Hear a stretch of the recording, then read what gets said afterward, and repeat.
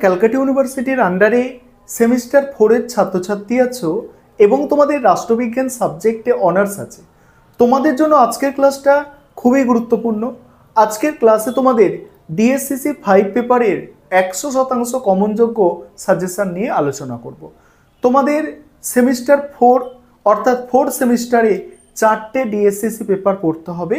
আমি এর আগে তোমাদের ডিএসসিসি 7 পেপারের সাজেশন দিয়েছি। আজকে তোমাদের ডিএসসিসি 5 পেপারের সাজেশন নিয়ে আলোচনা করব।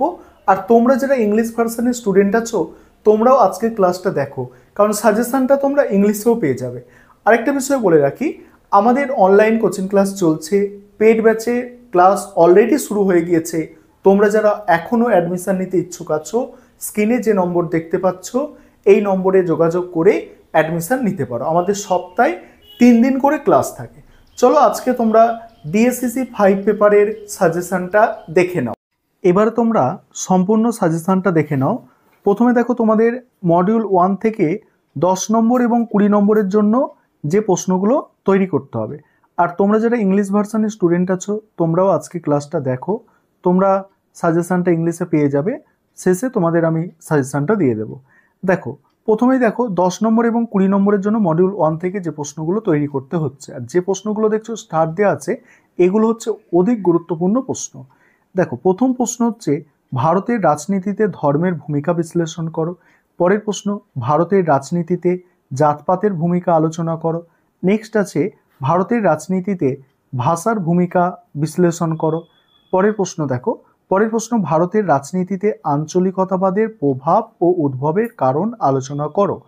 নেক্সট, ভারতের আদিবাসী রাজনীতি ও পরিচয় নির্ভর দাবি দাওয়া বিশ্লেষণ করো। নেক্সট, জাতীয়তা ও আঞ্চলিকতার দ্বন্দ্ব ভারতীয় রাজনীতিকে কিভাবে প্রভাবিত করেছে। নেক্সট, পরিচয় ভিত্তিক আন্দোলন ও গণতন্ত্রের সম্পর্ক ব্যাখ্যা করো। এবারে এখান থেকে 5 নম্বরের প্রশ্ন, অর্থাৎ মডিউল 1 থেকে 5 নম্বরের প্রশ্ন যেগুলো তৈরি করবে দেখে নাও। 5 নম্বরের প্রশ্ন দেখো, প্রথম প্রশ্ন আছে ভারতের রাজনীতিতে ধর্মের ভূমিকা, ভারতের রাজনীতিতে ভাষার গুরুত্ব, ভারতের রাজনীতিতে জাতি ও জাতপাত কিভাবে রাজনৈতিক উপাদানে পরিণত হয়েছে, ভারতের আদিবাসী জনগোষ্ঠীর রাজনৈতিক দাবি সংক্ষেপে লেখো। পরের প্রশ্ন আছে ভারতে আঞ্চলিকতাবাদের কারণ উল্লেখ করো।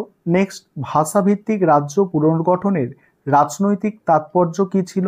এবারে মডিউল 2 থেকে দেখো 10 নম্বর এবং 20 নম্বরের জন্য প্রথমে যে প্রশ্নগুলো তৈরি করতে হবে দেখে নাও। প্রথম প্রশ্ন, ভারতে নারী আন্দোলনের ওপর একটি টিকা লেখো। আরেকটা বিষয় তোমাদের আবারও মনে করিয়ে দিতে চাই, তোমাদের জন্য অনলাইন কোচিং ক্লাস শুরু হয়ে গিয়েছে। তোমরা যারা পেড ব্যাচে অ্যাডমিশন নিতে ইচ্ছুক আছো, নিচে স্ক্রিনে যে নম্বর দেখতে পাচ্ছ এই নম্বরে যোগাযোগ করে অ্যাডমিশন নিতে পারো।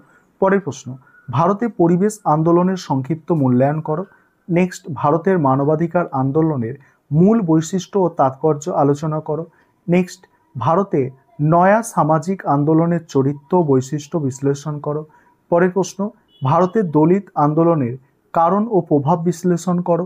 পরের প্রশ্ন আছে ভারতে কৃষক আন্দোলনের প্রেক্ষাপট ও রাজনৈতিক গুরুত্ব আলোচনা করো। পরের প্রশ্ন, নারীবাদী রাজনীতি ও রাষ্ট্রের ভূমিকা আলোচনা করো।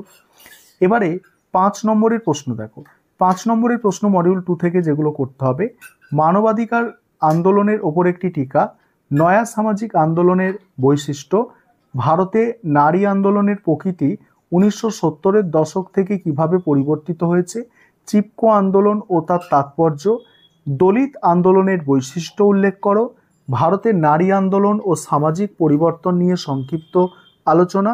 এবার তোমরা যারা ইংলিশ ভার্সনের স্টুডেন্ট আছো, তোমরা প্রশ্নগুলো দেখে নাও। এটা মডিউল 1 হবে, ঠিক আছে?